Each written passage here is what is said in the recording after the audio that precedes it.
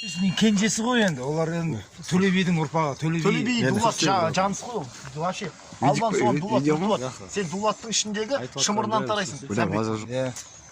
Бұл албан соған бір туат. Ұлы жүздің хронологиясы Жалайыр, Сары Үйсін, Албан, Суан, Дулат, Ысты, Ошақ, Шапраш, Шаншқы. Неғып Үйсін не Сары Үйсін болып бөлінеді, соны айтпашы маған. Сары Үйсін болатыны, бұл Үйсін деген үлкен династияның аты. Әрбірден кейін бәріміз Үйсіннен тараймыз. Бәріміз Үйсіннен тараймыз. Сары Үйсін деген кәдімгі түп қазығы деген мағынаны білдіреді. Төле бидің әңгімесі ғой. Төле би Үйсін, Төле бидің сөзі емес, Бұхар жыраудың сөзі бар. Бұхар жыраудың сөзі. Бұхар жыраудың сөзі. Сары Үйсін деген Үйсін болсаң Ботбай бол, Арғын болсаң Алтай бол, Найман болсаң Матай бол, Алшын болсаң Адай бол дейді. Ол кіші жүз қылып бөліп отқан жоқ, бәрі алшындар кіші жүздің. Көрдің ба? Біздің бәріміз көп болғаннан өстіп қыз алысып отырық. Негізі біздің бәріміздің түбіміз Үйсін. Сары Үйсін сендердің бәріңнің Албан Суан Дулаттың ноқта ағасы, ал Сары Үйсіннің ноқта ағасы Тарақтаңбалы Жалайыр. Жалайыр ғой. Қаңлы кім братан? Қаңлы. Ең үлкені қазақ атауының ішінде мысалы Қаңлы кім? Қаңлы дегенің өз алдына мысалы Үйсін мемлекеті болып біз отырғанда ол Қаңлы мемлекеті болып отырған. Қаңлы мемлекеті. Біз Үйсін мемлекеті. Үйсін сақ мемлекеті болып бөлінеді, дулаттар Албан Суан дулаттардың ғұн мемлекеті болып бөлінеді да. Біз ғұнбыз. Сендер ғұндарсыңдар. Тараз деген қаланы именно ғұндар салады. Біз Үйсін мемлекеті болып отырамыз, Сары Үйсін Жалайыр екеуі бірге. Әлі күнге дейін бірге отыр. Қазір Бақанаста болсын, Шуда болсын, Мойынқұмда болсын, Сары Үйсін мен Жалайыр көрші болып отыр. Барлық жерде. Барлық жерде екеуі құмның бойында, екеуі өмір бойы, екеуі туған ағайын екен. Бұлар өмір бойы таққа таласып бір-біріне геноцид жасаған рулар. Өйткені ұлы жүздің ең үлкендері. Ал Қаңлы дегенің Оғыз тайпасының ақсүйек руы. Оғыздар деген болған үйсіндермен, ғұндармен соғысып жеңіліп, қазір Турцияда жүрген түріктер Оғыздардан тарайды. Солардың патшалары Қаңлылар. Қаңлылардың ішінде Қарағанның ішінде Қай тайпасы деген бар. Содан Турцияда Қайсер деген қала бар. Бізден жеңіліп, мына Қызылордада Янгикент деген қалалар әлі қалған. Қорқыт ата деген біздің атамыз емес. Дәдем Қорқыт деген солардың ата бабасы. Біз жерді тартып алушылармыз. Біз жерді тартып алдық та олардан. Қаңлылардан болсын да? Иә, олар барды да Иранды басып алды да, Ираннан өтті Грек пен Күрттің жерін басып алды да, Грецияның бүкіл Рим империясын құрды да Турцияны құрды. Патшалары Қаңлылар, иә? Патшалары Қаңлылар, халық түркмендер. Халық түркмен, Әзербайжан мен түркмен. Қай жүзге жатады негізі? Қаңлы ұлы жүзге жатады. Жоқ, олар кіші ғой сонда. Үйсіннен, Жалайырдан кіші. Бізден жеңіліп кетті ғой олар Үйсіннен. Қаңлылар ма?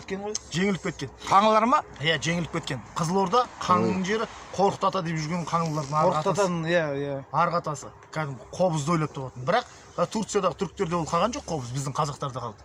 Жетіген деген инструмент бар. Қызыл кітапқа енген. Қазақтарда қалды. Шыңғысхан, например, келетін Жетігенде ойнаған дейді ғой. Шыңғысхан келатқанда кавалерия жетігенде ойнайтын болған. Ал қазір, например, Шыңғысханды моңғол деп орыс пен Қытай үшін біз сияқты мемлекет, қазақ сияқты слабый қазір халық қазақ. Өмір бойы елдің бәрін сықты деген тарих керек жоқ. Айдаладағы моңғолдар деген қазіргі моңғолдар, бұрынғы моңғолдар емес. Бұрынғы моңғолдар Моғолстан мемлекеті болған. Моғолстан мемлекеті деген қазіргі Өскемен, Семей, Алматы, Тараз, Шымкент, Қызылорда. Шыңғысхан осыларға аралықта өмір сүреді. Сен, например, Әсет, сен Шыңғысхансың. Айбарды апарып шешең тізген Америкаға жерлеп келмейсің ғой. Моңғолия мен Ұлытау, Жошқан Ұлытауда жатыр. Қарағандыда. Моңғолия мен Ұлытаудың разницасы қандай? Неге оның аты шешең Шыңғысхан немесе Шыңғыс Қаған? Неге ол Шыңғыс Қоңтайши болмайды? Моңғолша болса Қоңтайши болу керек ол. Көрдің ба? Ол қазақтың атын алып қалған ба? Ол біздің батырымыз, біздің патшамыз ол. Бізге сен любой тарихшының бетіне қойып беретін нәрсем, біз біреуді жерін тартып алдық деген тарихты маған тауып берші.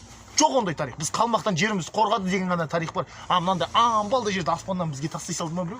Дұрыс айтасың. Ол Шыңғысхан заманында біздің жаулаушылық, баяғы түрік қағанаты да бізбіз. Түрік дегендер таза түркілер бізбіз. Түрік қағанаты да бізбіз. Сақ та бізбіз.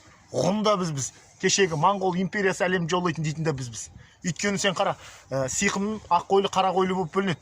Армения, Әзербайжан, Дағыстанда ақ қойлы, қара қойлы деген сұлтанат болған. Бүкіл Европаны шапқан. Ақ қойлы, қара қойлы. Білем ғой. Көрдің ба? Мынау любой нәрсе, мысалы, Албания деген мемлекет бар Европада. Олар европоид қылғысы келеді, Европа тарихшылары. Бірақ астанасының аты Нарын. Біздің албандарында тұрып жатқан жер Нарынқол.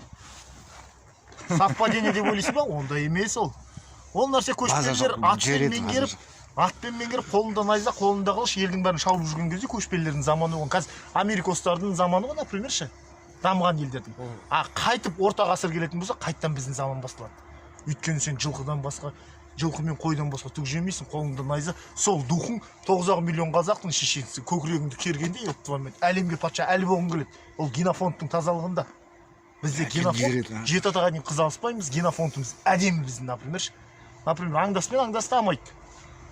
Тура сол сияқты. Біз руға бөлінетініміз, оның бар. Қазіргі моңғолдар неғып руға бөлінбейді? Неге Шыңғысхан тұқымдары Қазақстанда ғана бар? Шоқан Уәлихан, Кенесары Қасымұлы, Әлихан Бөкейхан ғалымымыз Шыңғысханның тұқымы. Неге Қазақстанда бар, басқа мемлекеттерде жоқ? Өйткені Шыңғысхан заманында руға бөлінетін. Біз қожаның өзін негрдің тұқымы деп бөліп тастаймыз. Оны ақсүйек қылмаймыз, өйткені біз көшпелі тайпаларымыз, бұрынғы кочевниктердің ұрпағымыз біз. Негізі қаңлы ақсүйек пе жоқ па? Ақсүйек өзінің алдында ақсүйек қаңлы. Қаңлының ішінде ақсүйек, бірақ үйсінен жолы төмен ол. Үйсінен төмен болсында қаңлы? Үйсінен жолы төмен. Қаңлы өзі бір империя болған мемлекет бол. Өзі бір империя болған мемлекет. Арғындар кім болған, арғындар? Арғындар деп өзің айтып тұрсың ба? Әрі ғұн. Әрі ғұн. Қоңырат деген қоңыр ат мініп жүрген адам емес. Ғұн гират. Ғұн ол да. Ол да ғұн. Бірақ ғұн империясын құрушы ақсүйек тайпа дулаттар. Ол сөзсіз тезек деген патшасы. Найман шыбазан. Найман 9 оғызларға жатады. Найман, қаңлы бір-біріне туысқан, екеуі де оғыздан тарайды. Жоқ, біз Найманға тұсқан болмаймыз, по-любому. Сәнбеттер кімдер, сәнбет? Әрі дулат қол. Сәнбеттен бізде балуан жолақтан басқа ешкіммен мақтана алмаймыз. Айтып тұрмын ғой. 2020 жыл бұрын, 21 жыл бұрын атаң Тараз қаласын салдыртып, Римнан құлдарды алып келіп, ғұн империясының астанасы жасаған. Біз азбыз неге сәнбеттер. Сәнбет көп қой, братан. Дулатсыңдар ғой сен. Дегендер қамын жегендер адал жүріңдер намысы қайнағандар ел үшін